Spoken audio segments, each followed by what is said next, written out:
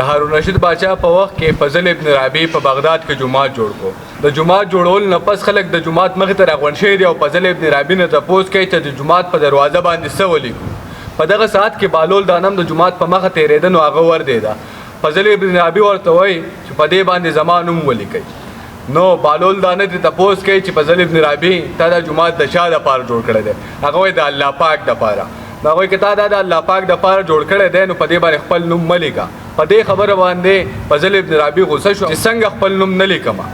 چې خلکو ته هم پته ولګي چې د جومات اخر جوړ کړی چا دی نو بالول دانه ورته وایي چې ستا د نوم لیکلو سره خلکو ته خو به پته ولګي چې دا فضل ابن رابعی جوړ کړی دی خو دا خبره مه هېروه که په دې باندې تعالی الله پاک څه اجر درکوي هغه به نه درکوي فضل ابن رابعی په سوچ کې شو او وایي چې دا خبره خو بالول دانه صحیح کوي نو بالول دانې تپوس کوي چې خاص صحیح د خپل نوم نه لیکم خو ته څه ووایې چې جومات باندې څه نوم ولیکم یا څه پې ولیکم بالول دانې وایي چې په دې باندې د قرآن مجید څه آیات ولیکه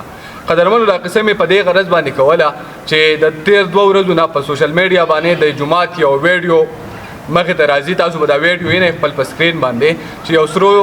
جامو والا بابا ناست دی او د جومات په منبر باندې مسجد باچا خان لیکلی شوی دی په هغه ځای باندې مسجد باچا خان لیکلی شوی دی په کم ځای باندې چې د الله پاک نوم لیکل پکار دا کم خلک چې باچا خان دا نوم استعمالوي حقیقت کې دوی د باچا خان د فلسفې نه دی خبر او دا بله که سو کال کم کسان چې د باچا خان په نوم باندې سیاست کوي که دوی خپل په ژوند کې د باچا خان فلسفه 10% هم راولي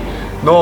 یقینا او په دې خبره کې هیڅ شک نشته چې پښتونخوا او پاکستان خو پرېږده بلکې دا خلک به پوره دنیا بدله کړي خو نه موږ به د باچا خان نوم استعمالو د هغه حقیقي څه فلسفه چې ده هغه به نه منو په هغې باندې خپل سیاست چمکاوو خو څه چې باچا خان تعلیمات دي هغه به موږ نه منو نو کم خلک که غواړي چې باچا خان په فلسفه باندې په دنیا کې بدلون راولي هغو ته پکار دا ده چې هغو ته دا پته وي چې باچا خان یو داسې شخصیت و چې د برصغیر غټو علماو به د هغه نه استفاده اخیسته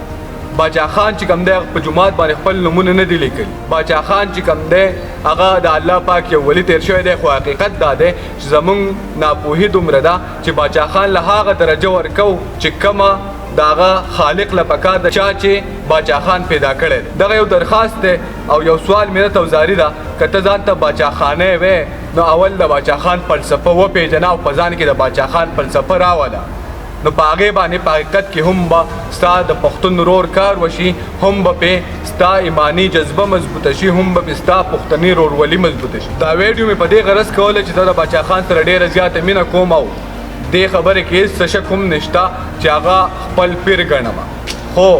یو د دې خبرې نه انکاري هم نه یم چې باچا خان یو ذات پیدا کړی دی او هغه ذات چې کوم دی د دوی دنیا ډېر ناموړ او غټ غټ شخصیت پیدا کړي دي نو هغه ذات سره چې کوم دی زه باچا خان نشم یو کولی نه باچا خان له چې کوم دی هغه ځای ورکولی شم کم خلک چې په ناپوهۍ سره دا خبره کوي هغو ته بیا دغه سوال او منت دی چې خدای او قرآن ته وګورئ د باچا خان نوم چې کوم دی هغه مه بدناموئ اول ځان وپېژنئ باچا خان وپېژنئ چې هم خپل په کار راشئ او هم د دې قام په کار باندې راشئ نو قدرمنو اجازت درنه غواړم په دې خبرې سره چې په سرو جامو اغوستو باندې ما او تا کې باچا خاني نه راځي او ما او تاله دا تمیز په کار دی چې کم شخصیت لا کمه مرتبه ورکول غواړي چې هغه مرتبه ول ورکړو داسې نه چې موږ بیا په دې جهان باندې هم مختورنې یو او د هغه باچا ذات مخ ته هم ما او تا مختورنې پاسو چې د هغه سره ما او تا په دې دنیا کې شریک وګرځو نو الله پاک دې موږ او تاسو ته حقیقي پوهه نصیب کړي چې زما او ستا دا ژوند پې هم روښانه شي او په هغه جان کې هم مختورنې نه شو د لوی الله په امان